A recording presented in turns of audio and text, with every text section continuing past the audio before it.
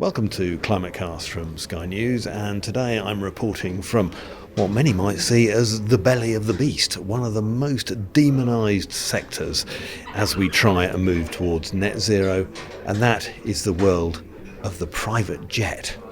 I am at the Corporate Jet Investors Conference just off Park Lane.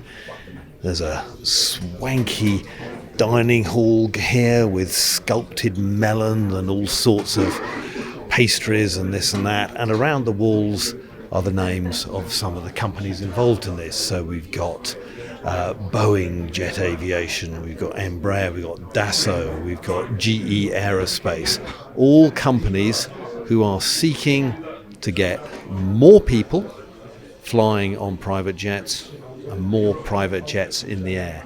Now, the critical thing you need to know here is that for every passenger mile flown, there is 10 to 14 times the carbon emissions from a private jet than there is from a commercial airliner. So I'm really intrigued to be here because for many people, this is one of the businesses that really should scale back, not grow. And it's a gathering catering for the very wealthy and the very exclusive. And we are going to be back to talk to some people here in a moment. But before we do that, I'm just going to go up the road because would you believe it, within a few metres of here, on Park Lane, there is a private jet showroom. I knew there were car showrooms on Park Lane, but I never knew there was a private jet showroom. And there is actually part of a fuselage of a private jet here. And this is where they actually sell private jets to customers who think they need one, that their business or their lifestyle demands such a one. And so the kind of people we're talking about are sort of VIPs, top high net worth individuals, as the jargon goes. That basically means the stinking rich. Taylor Swift has apparently got 2 private jets, for which she's recently had some criticism, and she may be flying from Tokyo to Vegas this weekend to watch her boyfriend play in the Super Bowl. We'll see.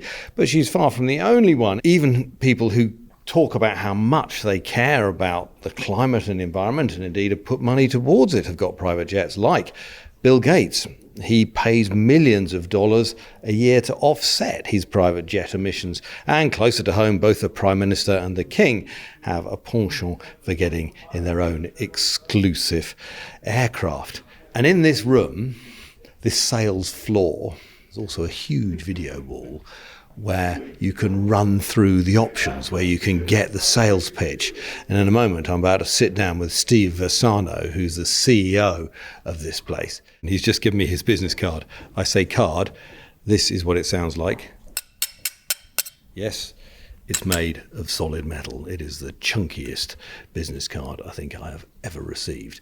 And on his sales wall here, he's going to talk me through some of the options if I have, let's say, 20 million to spare. Well, unfortunately, I can't have all the airplanes in here like in a car showroom, but this is really an education process. In the world, there's 24,000 corporate jets. At any one time, there's approximately 3,000 for sale, okay?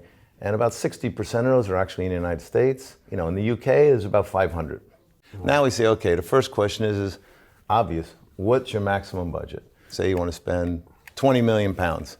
I can get one for that, can I? You can get one for 2 million pounds. Okay. You know, well, let's go with 20. 20 sounds good. You're feeling rich today? Yeah. Okay. So out of the 144, you see we just wiped out almost 30 airplanes that are priced above 20 million. Now you say, okay, what's the maximum or minimum number of passengers you really want to carry or seats to be able to be flexible with? So, I don't know, let's say you have a lot of good friends and maybe you want to go... Yeah, I've got a family of 5 and I've got, let's say 5 or 6 other close friends. So it's 12. Deal. Okay, we got 12. Now, we just cleared out 105 models that are not below 20 million and that can't carry 12. Mm-hmm. So again, automatically, factual data, we already did this without my opinion.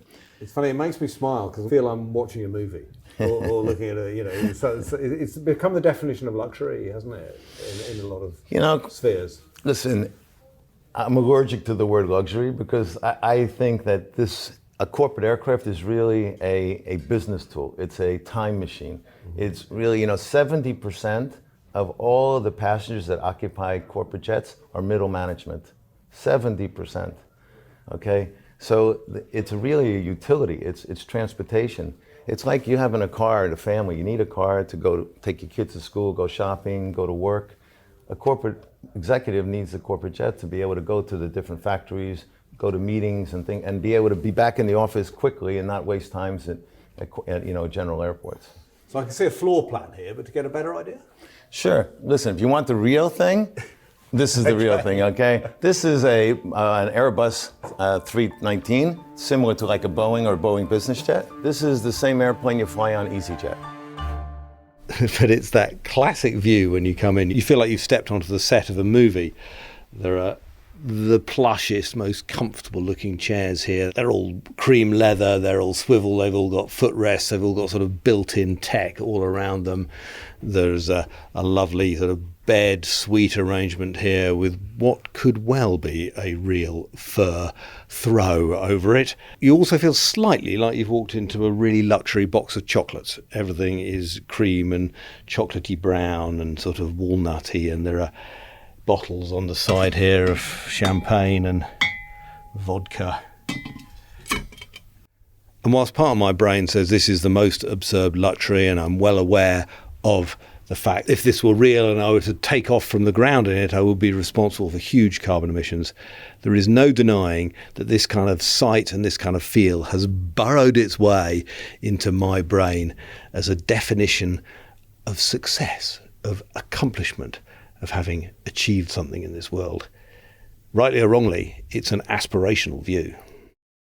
Listen, there's no question everybody is very curious about how it's affecting the environment, what we're doing about it. The fact of the matter is that the corporate jets contribute 0.02% of the CO2 issue in the world. The industry is probably trying to do more than any other transportation industry to reduce that through sustainable aviation fuel, to carbon offsetting problems, to electrification. The fact remains you are selling something to people which is a massive carbon emitter per person. There are other ways of doing that transport. Are you happy with that? Listen, it's not that I'm happy about it. Of course, nobody wants to do any damage to the environment, for sure. But the fact of the matter is, you have 2 people on one airplane versus an airplane having 200 people. Well, quite. Okay, well, how did the 200 people get to the airport? 200 cars. I guess this is a per head problem because it's so much carbon per head being emitted for everyone who owns or gets on a private jet. I guess that's the issue. Yeah, it is. It is an issue, and everybody's concerned about it, and everybody's trying to do something about it. But just like you have a car to take your kids to school, go shopping at the grocery store, you go to the office, it's a requirement you need to conduct your life day to day.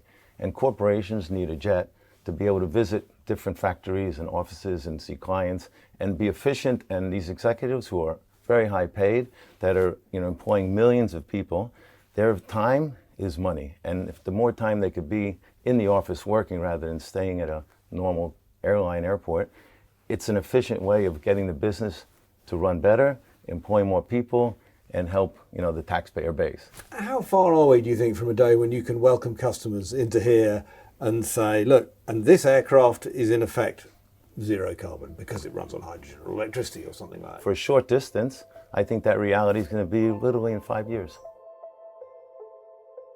5 years is a very optimistic, if not implausible, time frame by most accounts, but there's no denying the industry is at least talking about changing its ways. They're letting me and producer Emma and our microphone in for a start, and top of the agenda today, a panel discussion on whether sustainable aviation fuels, or SAF, can deal with the sector's emissions. Let's check it out. But not all SAF is good, and that is a genuine problem. Some SAF, particularly American SAF made from corn, just isn't good for the environment. You are better off leaving that field to become natural, to grow trees than... Can I ask you a question now? As we walk between different interviews here, it's probably just worth explaining something that we hear a lot about. That is sustainable aviation fuels, often called SAF. Now, what this is an attempt to create something that you can put in the tank, burn in a jet engine that isn't a fossil fuel. And there are really 3 candidates here.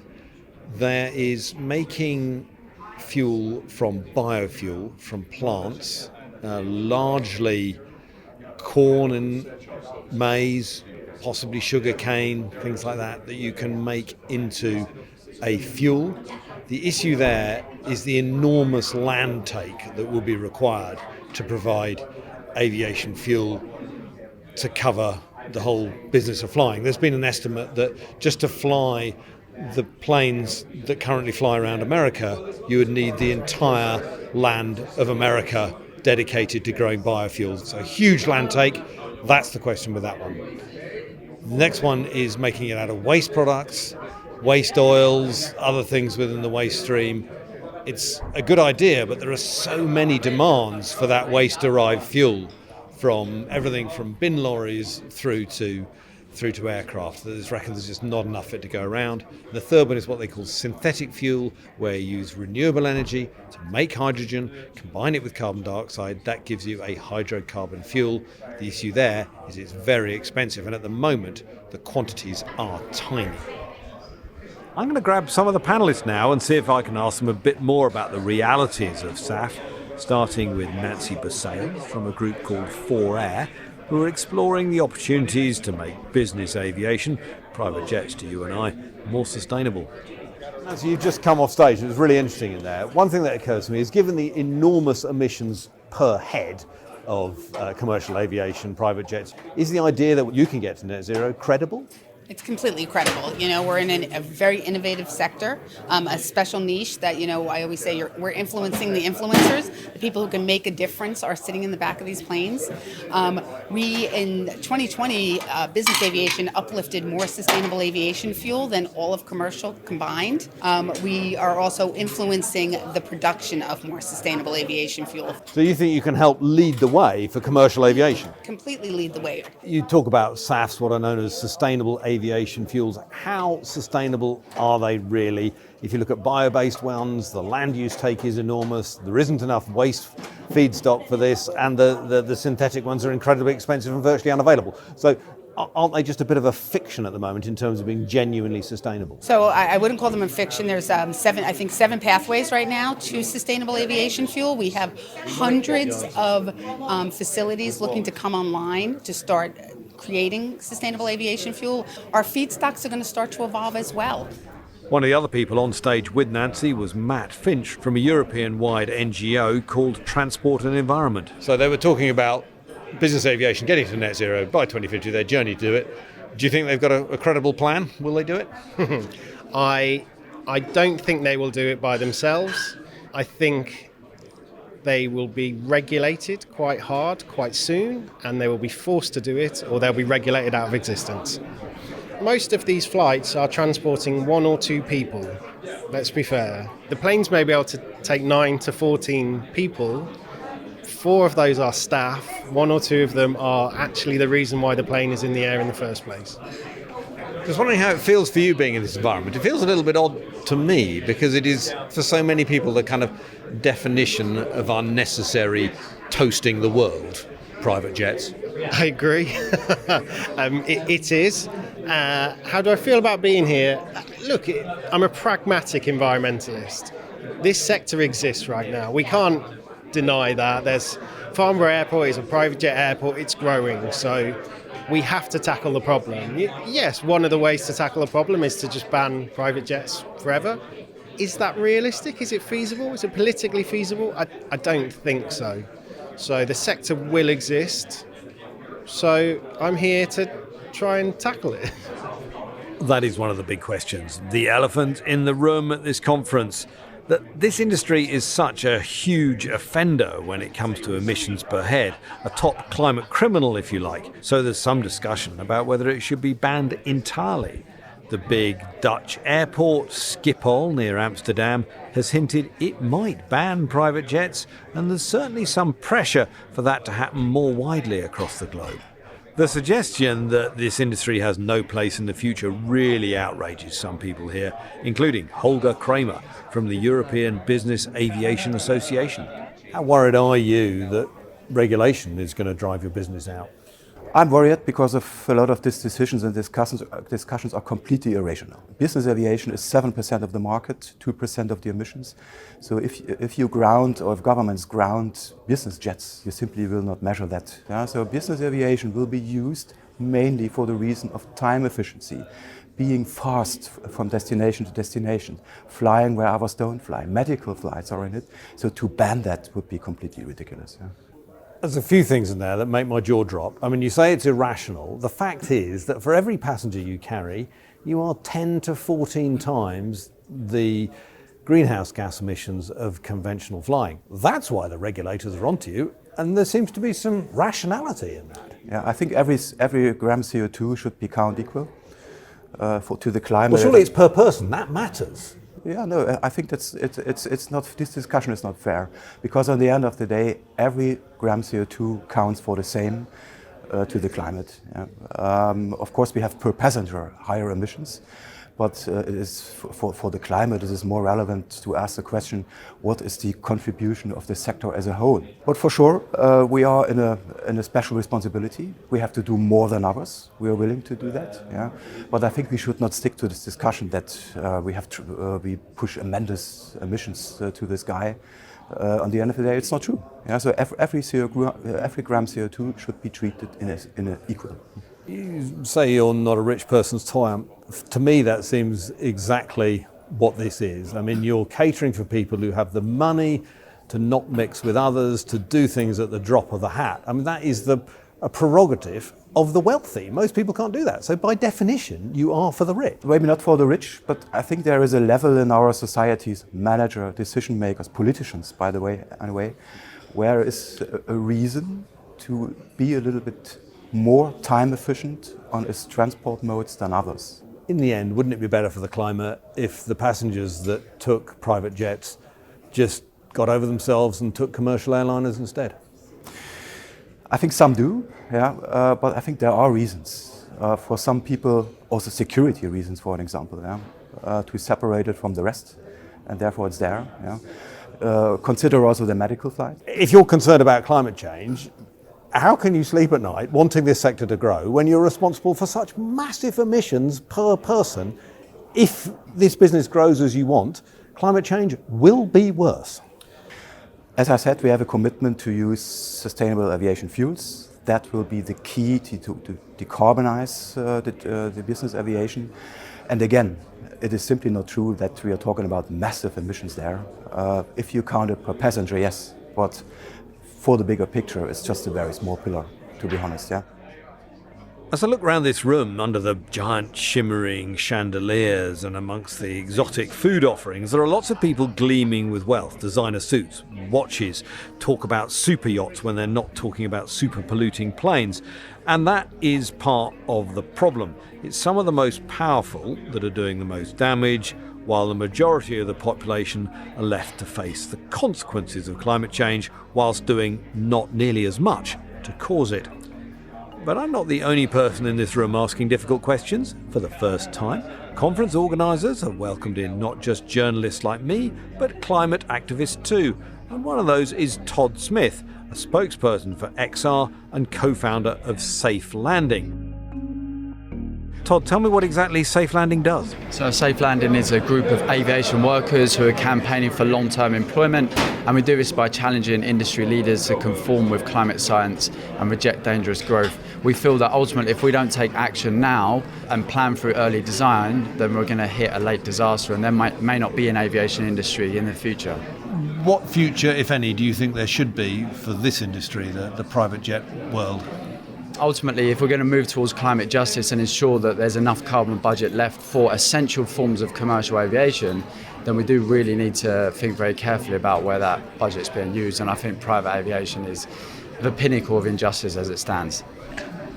Is it almost as much about injustice as it is about climate for you? Because the actual climate impact of private jets is pretty small. You know, flying is 3 to 4%.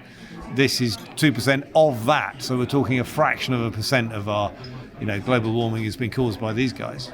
So if you look at industries in total, then that may bear some truth, not entirely, it's a little bit worse than that. But I think in reality, if you find a private jet as a high net worth individual, then your actions are only beaten by astronauts. So it is the most damaging activity a human can embark on, unless you're an astronaut. So, sorry, I'm really interested by that because I mean, it kind of in terms of the emissions per minute or per day or whatever, the worst thing you can do apart from getting up in a rocket is getting in a private jet. Is that your point? That's exactly it, yeah. If we look at the emissions per hour, and given we have such a limited carbon budget left, and the reason I need to focus on climate justice is that over 80% of the world's people have never even stepped foot on an aircraft. I'm a former airline pilot. I've never been on a private jet. Many of us never will.